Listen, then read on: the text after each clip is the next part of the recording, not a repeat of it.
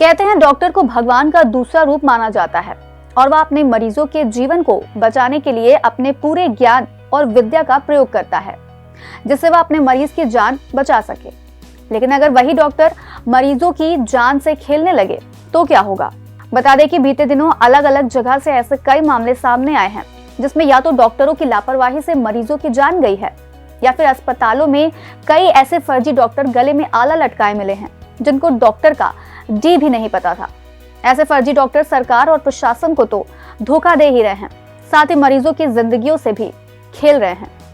ताजा मामला प्रदेश की राजधानी लखनऊ का है, जहां 15 दिन के भीतर ही फर्जी डॉक्टर से जुड़ा एक और मामला सामने आया है।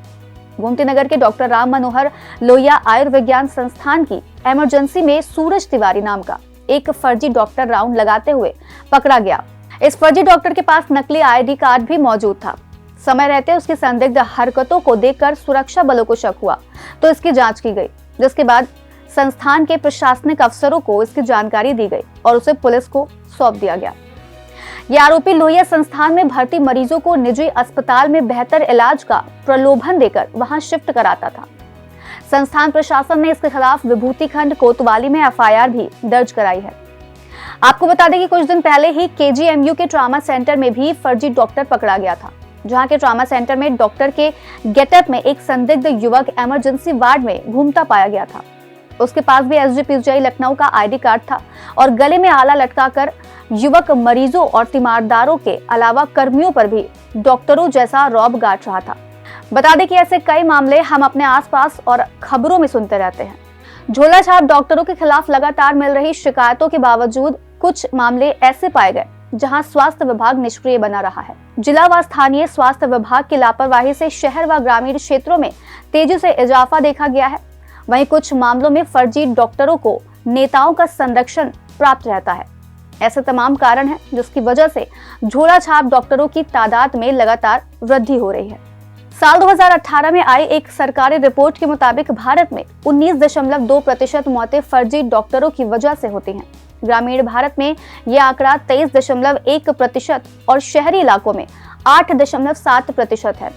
फर्जी डॉक्टरों से इलाज करवाने की वजह से सबसे ज्यादा 38.6% मौतें उड़ीसा में होती हैं, जबकि दूसरे नंबर पर झारखंड है, जहां 34.6 मौतों के लिए फर्जी डॉक्टर जिम्मेदार होते हैं। ये आंकड़े गवाही देते हैं कि फर्जी डॉक्टर देवदूत नहीं बल्कि यमदूत बनकर इलाज करते हैं। लेकिन आखिर वो कौन सी मजबूरी है कि हमारे देश में इतने क्वालिफाइड डॉक्टर्स नहीं हैं जितने फर्जी डॉक्टर्स हैं? इनकी 3 बड़ी वजह हैं। पहली और सबसे बड़ी वजह डॉक्टरों की कमी।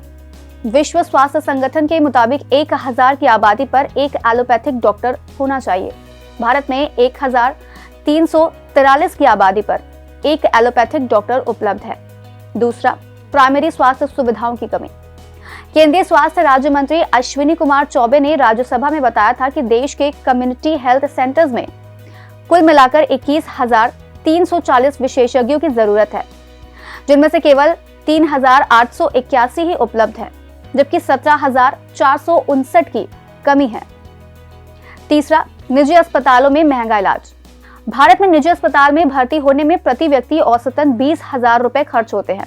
ये रकम इतनी है कि देश की लगभग आधी आबादी साल भर में अपने खाने पीने के सामान पर खर्च करती है।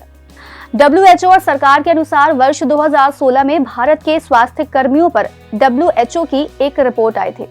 इसमें कहा गया था कि देश में जितने डॉक्टर्स एलोपैथिक मेडिसिन की प्रैक्टिस कर रहे हैं, उनमें से 57.3% के पास कोई मेडिकल क्वालिफिकेशन है ही नहीं। WHO की रिपोर्ट तो यही कहती है और अब सरकार ने भी इस चौंकाने वाले सच को मान लिया है।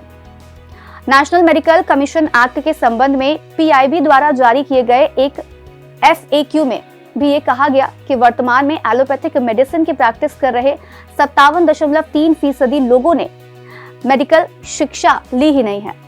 2001 की जनगणना पर आधारित WHO की रिपोर्ट के अनुसार भारत के ग्रामीण क्षेत्रों में प्रैक्टिस करने वाले महज 20% डॉक्टर्स ने मेडिकल की शिक्षा प्राप्त की है। इसमें यह भी बताया गया कि प्रैक्टिस करने वालों में से 31% तो ऐसे लोग हैं जिन्होंने सिर्फ कक्षा 12वीं तक की पढ़ाई की है। स्वास्थ्य मंत्रालय द्वारा जारी इस FAQ में कहा गया है कि भारत की ज्यादातर ग्रामीण जनता के पास अच्छी स्वास्थ्य सेवा है ही नहीं, वे नकली डॉक्टर्स के चंगुल में फंसे हैं। अब यहाँ एक बड़ा सवाल ये उठता है कि कैसे करें असली और नकली डॉक्टर की पहचान। सबसे पहले आप लाइसेंस चेक कर सकते हैं। प्रत्येक राज्य अपने डॉक्टर्स को लाइसेंस देता है। बिना लाइसेंस के डॉक्टर को मेडिकल प्रैक्टिस करने की अनुमति नहीं होती है। इसके बाद बोर्ड वेरिफिकेशन। डॉक्टर चिकित्सा विशिष्टताओं में विभिन्न बोर्ड प्रमाण पत्रों का दावा कर सकते हैं। आप बोर्ड सर्टिफिकेशन की भी जांच कर सकते हैं। इसके बाद मेडिकल स्कूल और रेजिडेंसी। मेडिकल स्कूल और रेजिडेंसी की जांच भी कर सकते हैं। यहाँ आपको डॉक्टर की सही जानकारी प्राप्त हो जाएगी।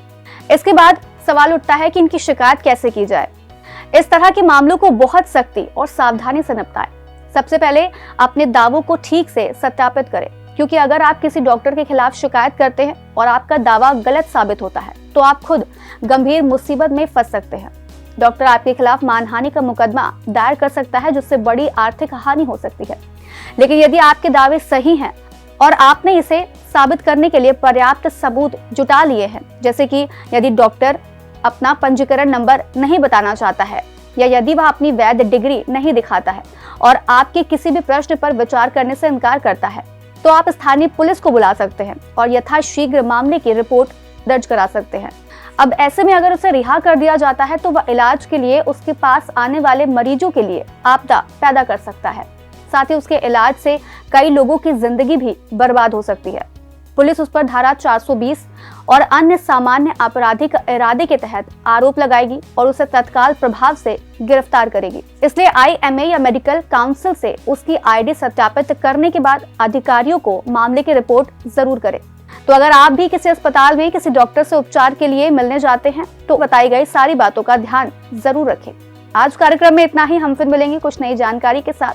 तब तक के लिए आप देखते रहें और करते रहें बातें यूपी की।